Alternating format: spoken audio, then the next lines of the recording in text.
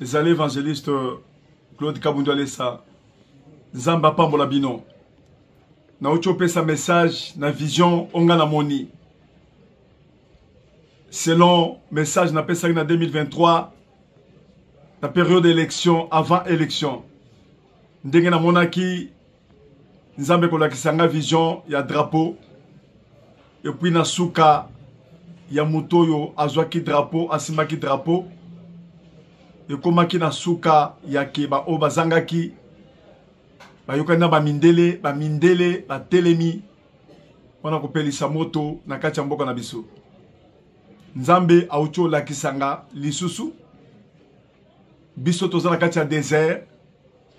Tozala kati ya kolela makasi. Ngai nazalaki pe wana. Mepinzoli na biso. Ebongwami ekomi makila. Esali ke Congo epeli moto.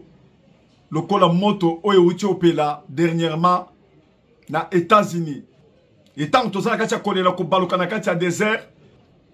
Nde sali ke ange akiti mbangu na lola. Ayebisinga kabundi.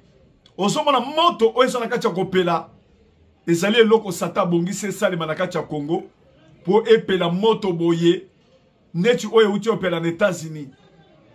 Ma. Nako senga na bino. Bossa la prière il y a 5 jours. Mboka mobimba prière il y a 5 jours. Ba Congolais nyoso. Ba chrétien. Naba oba sambela kate. Tout le monde. Batonyo sobaza ko croire na Dieu l'éternel.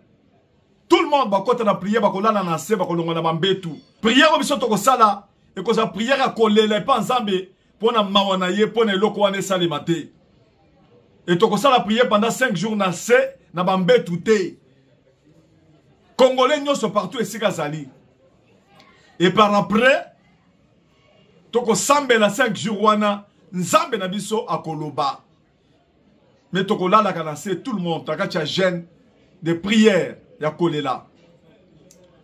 Kaka na même option ya prière wana l'église na biso corps du Christ nyoso mobimba unique et préparer ba prière na palais du peuple lundi le 3 à partir de 9h. Ba église nyoso be kozala kuna. Biso nyoso to kozala to sengi tout le monde. Centre de réveil na batu nyoso ya Congo.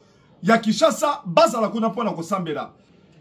Toko sambela, ezali pa kono ko soutenir ba soda na biso, o bazala kati ya bitumba ko soutenir pe mboka.